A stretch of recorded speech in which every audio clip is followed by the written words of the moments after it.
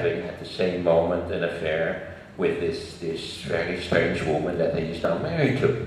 The one with the blonde helmet on her head, you know. Callista, I think she's called. Yeah, somebody wrote somewhere that you need this haarlak. What's haarlak in it? Hairspray. Yeah. She spends $10,000 on hairspray every month, according to an article that I read. And if you really watch her, you will see that whatever she does, if she somersaults, her hair just keeps in place. That must be a wonderful feeling. She has a kind of hair burqa now. As long as it's hair, it's no problem, and it's textile and so on. Okay, that was Newt Gingrich in his first incarnation as a radical Republican politician. And then we had all these guys who came to the fore when the younger Bush was president of the United States. There was another phase of radicalization.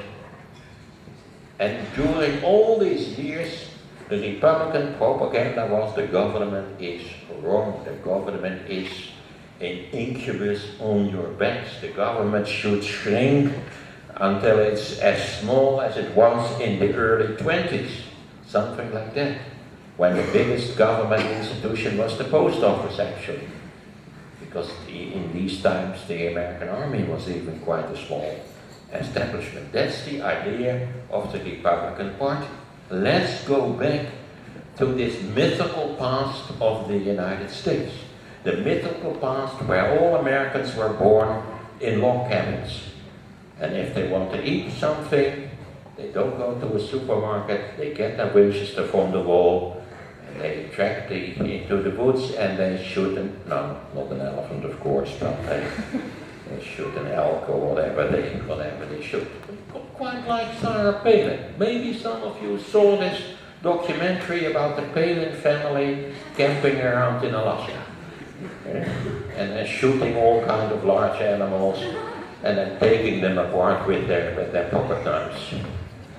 That's from a helicopter. Yeah, the greatest camping trips are always made by helicopter.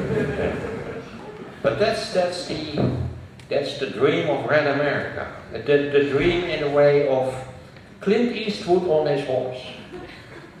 You have these little, the film starts and you see some terrible little scenes from a village somewhere on the high plains, where the great cattle risers, whatever they are called, are having a kind of dictatorial spree.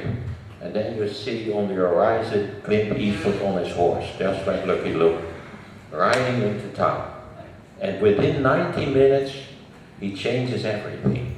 He makes everybody free again. Free agents with no government intervention, only with their own initiative and dynamics. And then at the end of the film, of course, the most beautiful young woman in town is in love with Clint Eastwood. And say, let's marry and have 8 kids.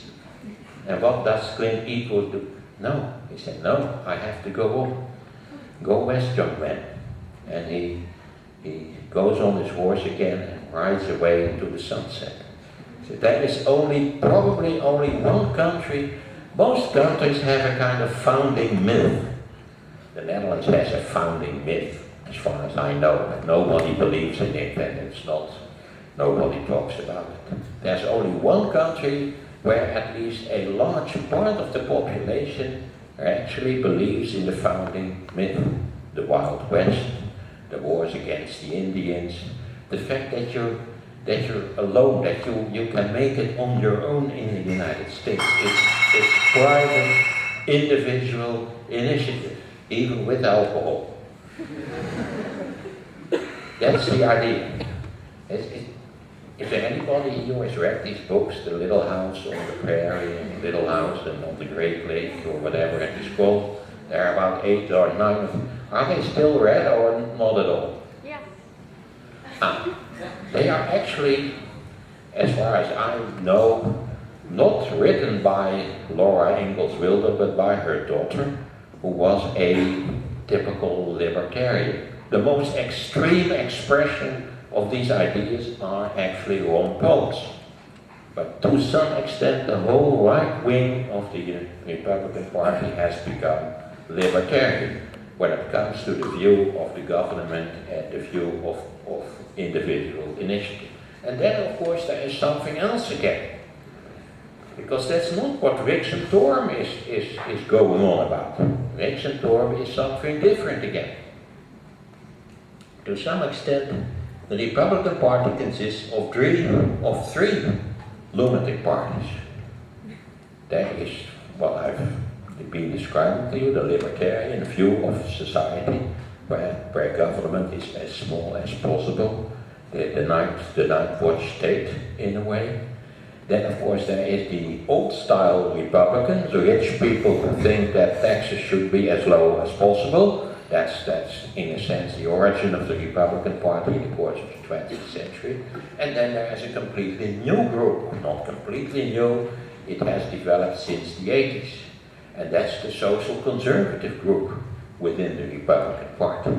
In general, evangelicals, very, very religious people.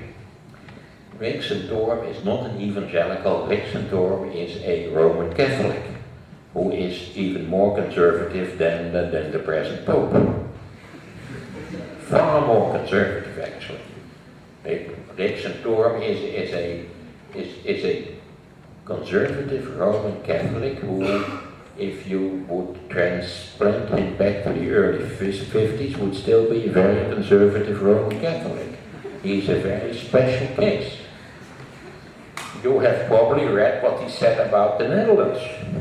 And most of the foreign students are probably happy that they are quite young, because otherwise we would kill them off in a blink of the eye. And you could probably best warn your parents not to visit you in the Netherlands, because if they end up in a hospital, there's always euthanasia, and if you want it or if you don't want it, nobody cares here. Anybody who has anything wrong over 65 will be killed off.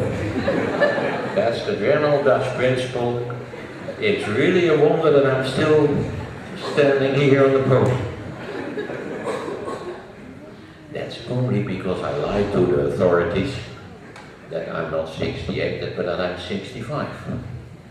If they would discover that I'm actually 68, then this will be my last lecture in the Netherlands. Yeah, that's what Rixentorm thinks. That, by the way, is a thing that quite a lot of Americans think about the Netherlands. They think the strangest thing about the Netherlands.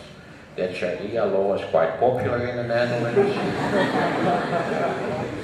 I was, just 2 years ago, I was talking to one of these evangelicals and said, well, in the Netherlands you can have many wives.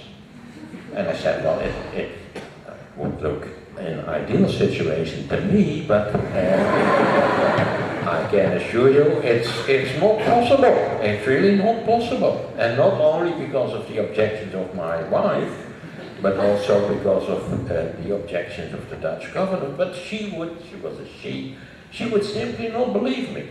These people will not believe things which are completely evident. That is, they are living in a strange bubble-like world, wherein indeed the government does terrible things and builds concentration camps and so on. So now you see that why has the American political system become completely dysfunctional? That's because the radicalization of the Republican Party, consisting of 3 different streams, maybe just one of